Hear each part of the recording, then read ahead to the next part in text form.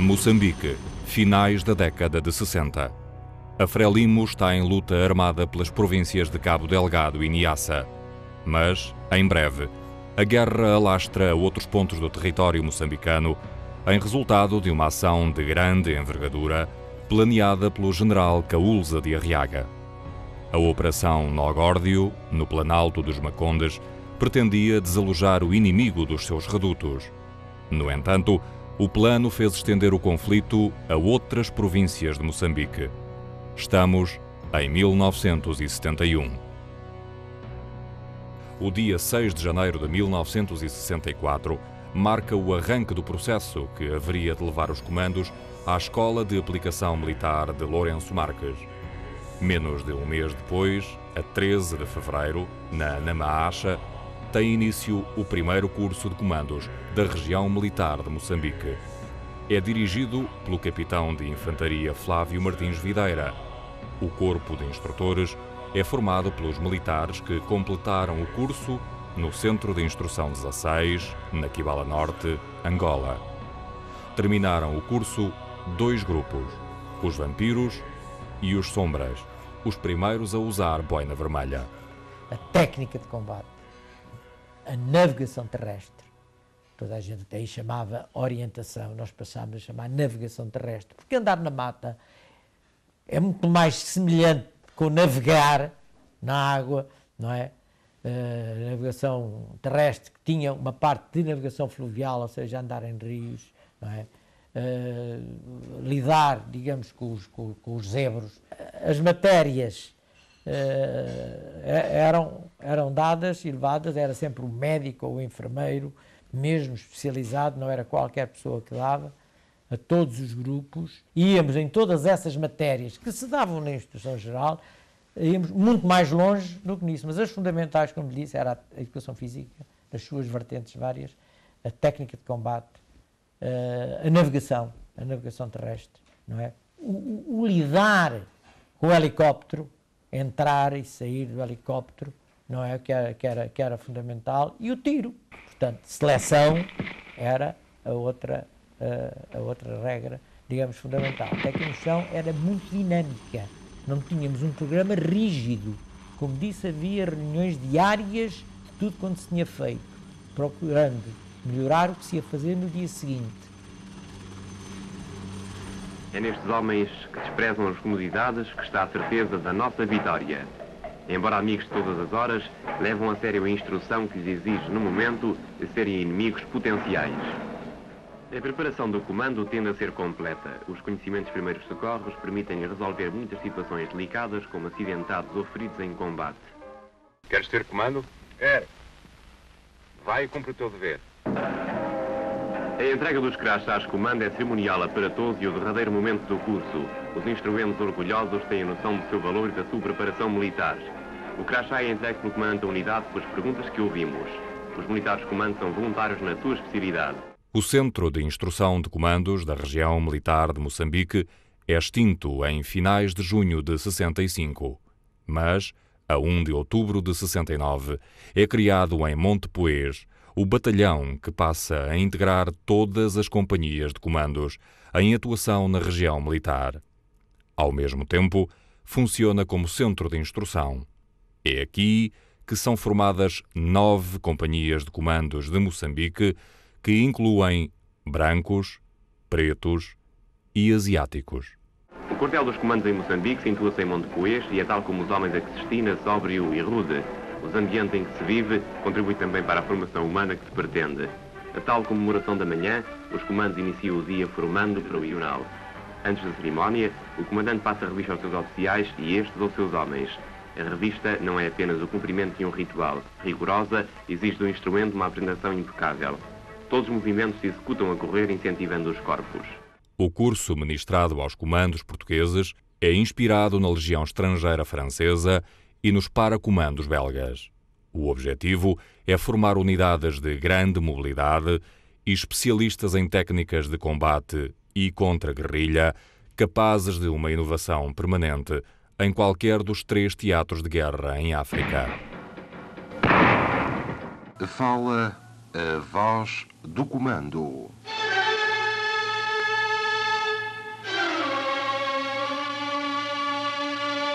vais ser submetido a uma instrução especial, vinda a qual receberás o título Comando. Contamos com a generosidade do teu temperamento e com o teu espírito de sacrifício, que serão constantemente postos à prova, para que ao longo dos sacrifícios, fadigas, dores e riscos por que vais passar, te possamos considerar digno do título Comando.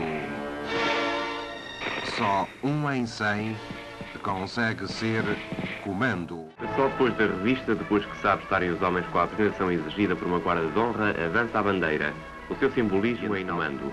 Quando é içada no mastro, os homens dedicam-lhe todo o esforço de um dia que começa e que é sempre cada vez mais árduo. Da cerimónia faz parte a leitura do Código de Comando, a tábua de Moisés destas tropas de elite. Representa um grito de alerta permanente para o pessoal sentir o que é um comando. E, portanto, é lindo todos os dias na cerimónia da manhã para relembrar as pessoas o que é ser comando, para enaltecer. Foi a escolha, digo-lhe, concreta do Santos e Castro e minha, quando estávamos à procura de um código. Tínhamos o Estatuto do Oficial, e ao folhear o Estatuto do Oficial, mas isto, se nós seguirmos aqui, e onde está o oficial, pusemos comando e mais algumas pequenas alterações. A execução de tiro de espingarda é talvez a atividade que se dedica mais atenção. Além do tiro de pontaria, os instrumentos treinam-se em tiro improvisado, visando a execução de tiro sobre alvos imprevistos durante o combate.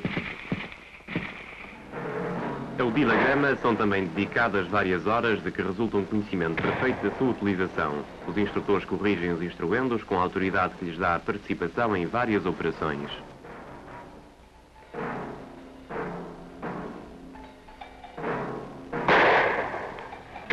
Nós, os comandos, tínhamos um mês operacional, um mês de descanso.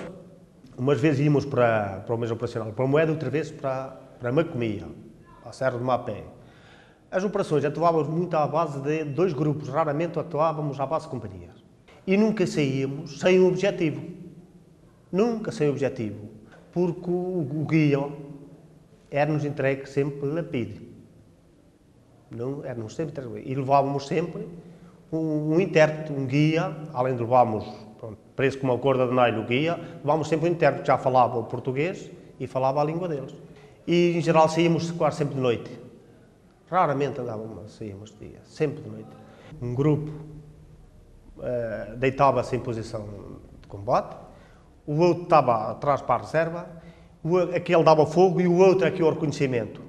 E o outro que o reconhecimento, metade do grupo ia-se a pôr à frente para a segurança enquanto os outros recolhiam as armas e tudo o que houvesse. Era uma tática do Saraiva. Fugir sempre para perto. Porque às vezes começavam a cair as morteiradas do inimigo e a malta, eles pensavam que nós tínhamos de andar de bandada para longe e nós ficávamos ali o máximo 700, 800 metros. Porque eles pensavam que tínhamos fugido e não, nós ficávamos a 700, 800 metros. Enquanto as morteiradas iam aqui longe. E fui com a 2ª Companhia de Comandos para Angola, onde estivemos um ano, e ao fim de um ano, um dos motivos que acelerou também na altura a nossa ida foi o embargo do petróleo na Rodésia, e fomos para lá, e ficámos por mais um ano e pouco. Entretanto, a segunda tinha regressado quando a minha foi, a 9ª, portanto estava neste momento, a 10ª estava a vir embora. Reuniu-se ali a 17ª, a 18ª, a 21ª e a 23ª, que eram as 4 que estavam idas da metrópole. Isto foi logo a seguir a 9ª a ir-se embora num dia, e eu no dia seguinte a começar a formar o batalhão. E além disso começámos a fazer companhias de Moçambique. A diretiva do General Cruz Arriaga, em 69, foi assim. Porque ele já tinha no Górdio em mira. E, portanto, a diretiva dele foi muito simples, foi assim. Reunir as companhias que havia em Montepoés e fazer companhias, pelo menos 2, dentro de um ano, até 1970, dizer, 2 companhias, com base em recrutamento da província, que seriam companhias de comandos de Moçambique. Ainda chegamos ao fim do Nó-Górdio de Moçambique. Temos um percurso similar ao da segunda, com a diferença. E quando eu digo que a segunda era independente, estava sozinho quando lá cheguei. Depois veio a quarta, também, e a sétima. Mas sempre independentes cada uma. Com a 28, quando cheguei lá, já havia um batalhão de comandos de Moçambique, que era, na altura, o capitão Oliveira, comandante. A composição das companhias foi sendo adaptada às circunstâncias do teatro de operações. As companhias ligeiras são constituídas por 80 homens, com pouco apoio em termos de serviços e pequena autonomia. Revelam grande utilidade como força de intervenção temporária das unidades de quadrícula. As companhias pesadas tinham um total aproximado de 125 combatentes. A 5 grupos de 5 equipas, de 5 homens cada, juntam-se mais efetivos, o pessoal de serviços, transportes, comunicações, alimentação, enfermagem e um médico. São usadas na proteção à construção da barragem de Cahora Bassa, no difícil cenário de Tete. Quer dizer, não é bem a montanha para um rato. Quer dizer, foi efetivamente uma machadada grande no dispositivo. É verdade que também ajudou que depois tudo se transferisse para Tete. E era tudo em Tete. Moeda, Planalto Moeda, a região dos paus, tinha muitos paus secos, espetados, a região dos paus. E os gajos também tinham material. Eu lembro uma noite, principalmente, que fomos abonados à morteirada, e 6 horas. A gente a contar, ouvia-se disparo, não é? Depois, 6 segundos depois...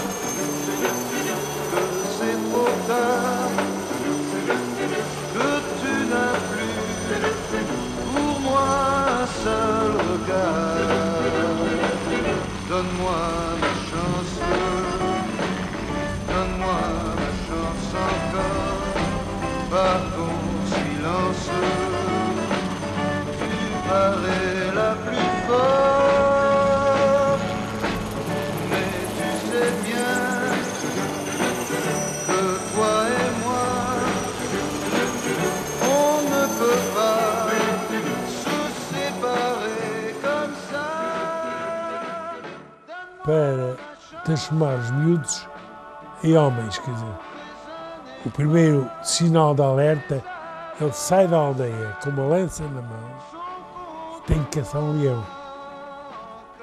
E na altura em que lança a lança, que atira ao leão, dá um grito, vamos assumir.